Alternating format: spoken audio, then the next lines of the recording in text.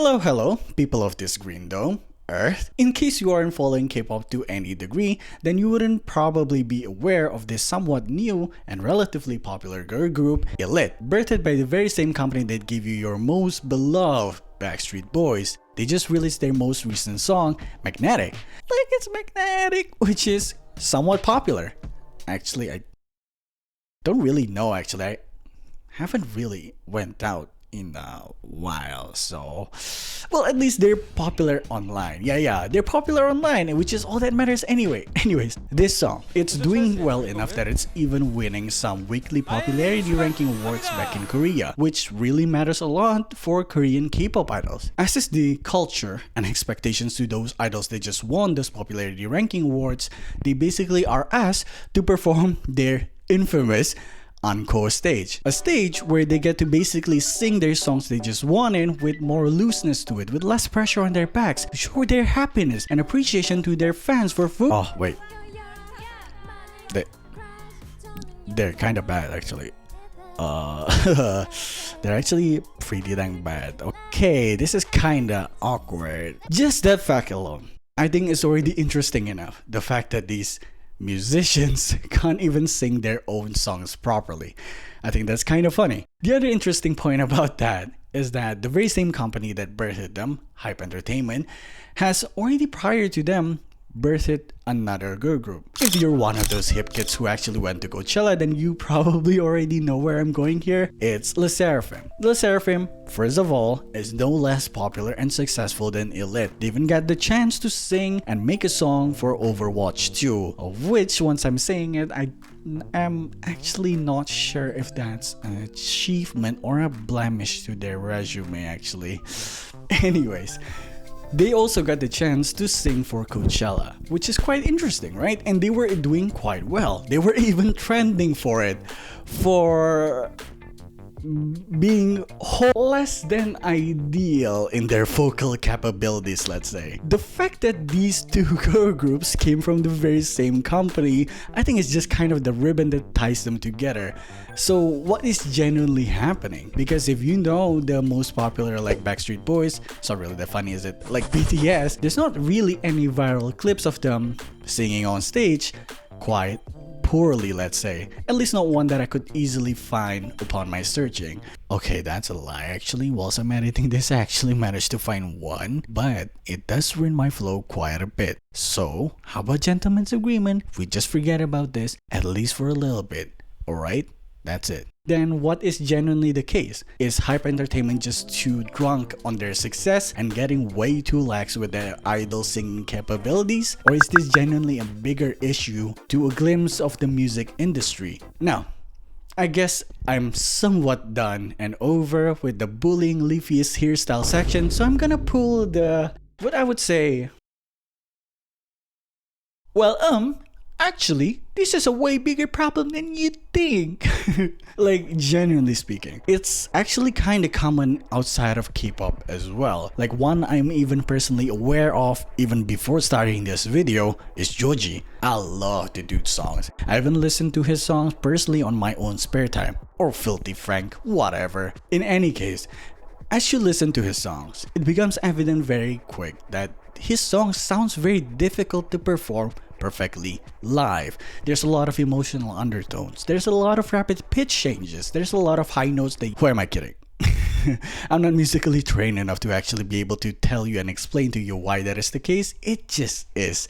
Alright, just believe me. And You² basically proves that as well. If you listen to his live performances, a lot of it doesn't sound as good and have the same feeling as the ones I'm hearing right here on my headphones in Spotify. Also, for the very specific case of illit, there is also a case to be made that it is just generally nervousness. Remember, when I addressed this stage, this very specific stage, I called it infamous. Well, that's because of a reason. Well, that's because this stage have already claimed some idols before. illit is definitely not the first one to face this trouble.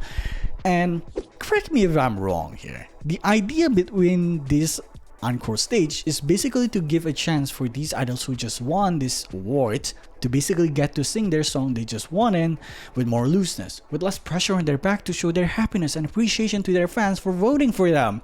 Well, yeah, you're right, but if you dare to sing any less than perfect, we're gonna bully your ass. What? Like, obviously, any idols performing on this stage would feel the pressure on their backs, especially knowing that this stage has already claimed some idols before. And I don't know if this is getting a little bit parasocial, but you can even look at in their performances that they seem really uncomfortable performing their own songs, like literally. But again, I could be wrong at so many parts and so many reasons at that. In any case, I think the next point is the most interesting part. I genuinely believe in this modern culture for the future of music industry, and is already kind of true for the K-pop idols. You genuinely don't need a lot of impeccable vocal singing capabilities to be successful as a musician. Let us focus on K-pop a little bit here.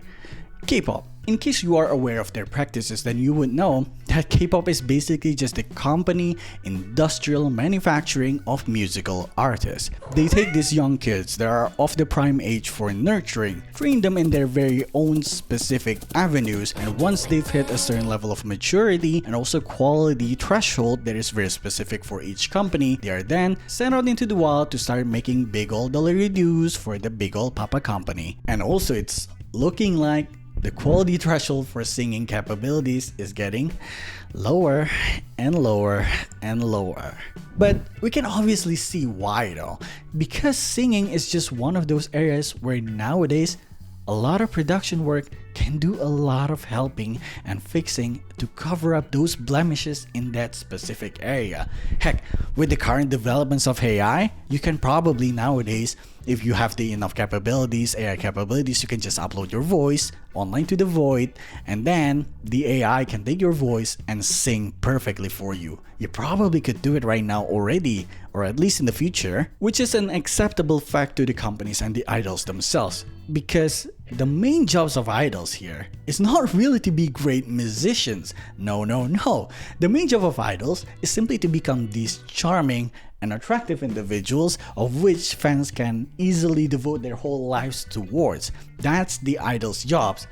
Hence they're called idols, mate. They're called idols, not musicians. No. They're called idols. You know what idols mean, right? Of which, to be fair, considering how popular they are, they're doing quite well in that regard. I also think it is more accurate to try to think about idols and compare them to actors rather than musicians, honestly. Because think about it.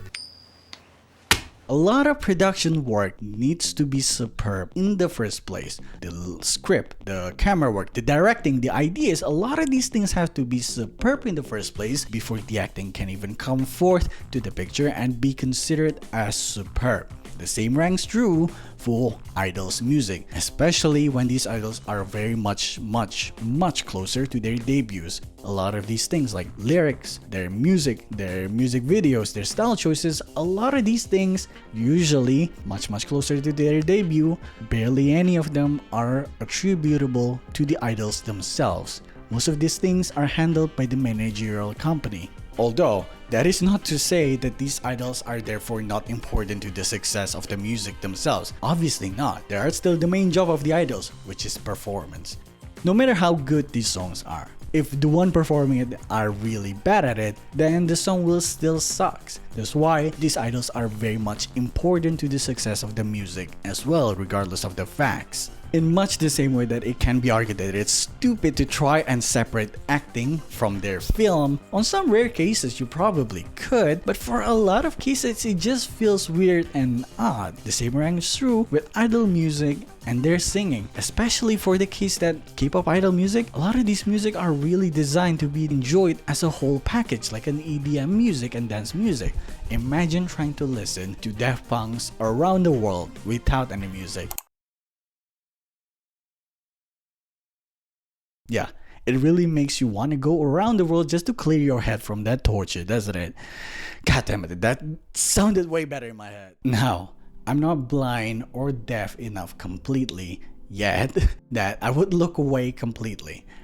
Obviously, it is still very much easy to imagine or think where the disappointment may arise. These so-called musicians are there up on stage, gaining popularity, gaining success, gaining riches, when they can't even sing their own songs properly. Obviously, put in that perspective and thinking, it is definitely somewhat disappointing, and it's very easy to get into that mindset. Now, ultimately in the end, it is within everybody's opinion, whatever belief you hold, whether you ultimately think this is just plain old embarrassing and disappointing, or you ultimately fully embrace the future direction of the music industry. Totally anybody's opinion. Now, irregardless of your opinion though, don't be an asshat about it. Listen here, you little mother trucker. If you're gonna share your negative comments out there online, at least do it tastefully. Like, make it smart, make it funny, make it journalistic, make it actually constructive criticism, make it try to explain how they can even get to this point in the first place. Don't just make a whole YouTube video that is just purely designed to berate these people for their performance, especially if you're using AI voiceover, which is kind of ironic when you're making commentary about these people's singing abilities, which is very much tied to their voice. I guess it's not really that ironic, isn't it? Look, I'm not saying don't spread negativity online, everything is chill online. No, I'm not saying that. I think a lot of the times, negativity is still very much warranted, especially in cases like these where it is very much warranted. Especially when those negative comments are also just straight up constructive criticism. I think those things should be out there a lot of the times. My problem is within your delivery, alright? I get the attraction. They're famous anyway. They're popular anyway. They're rich anyway. They're successful. It's their job to deal with these hate comments day in and day out. Look, whatever excuses we ultimately use to try and justify our behavior, we know. Just use a little bit of our brain power. We know that these comments are unnecessarily vicious and hateful. But like, seriously, if you genuinely hold heavy feelings and opinions towards these things, for whatever reasons you hold, just try and keep it to yourself. At least share it to the people you know personally in real life. Add it to be part of your quirky personality bits that makes you way more interesting. Yeah, it is oddly kind of weird that he likes to really hate on these people, which is oddly specific and oddly random, but I guess it's just kind of weird that way. Then you and your friends can have a little laugh about it. Like, try to share it to people that know you personally beyond your internet avatar. Heck, at least spread it on like some private Discord server, your private Snapchat, your private Instagram. Don't just post these things online unnecessarily. Do we really still want unnecessarily vicious and hateful behavior? Haven't we established this a long time ago that bullying is simply just loser shit? Like, come on, man. Sorry. This is basically the main reason why I even want to talk about this in the first place, because I saw these things, alright? And then I just like, be better. Cue the Curb Your Enthusiasm team here, because probably have done something similar in the past and probably will do it in the future as well, honestly. But if I actually did that, I guess here's a little fuck you to future me then. Whatever. Go research about these things a little bit more if you actually wanna, because it's actually quite interesting, the current state of the music industry. In any case, thank you so much for watching. Go like and subscribe, share, whatever if you want, and bye bye. Have a great rest of your day.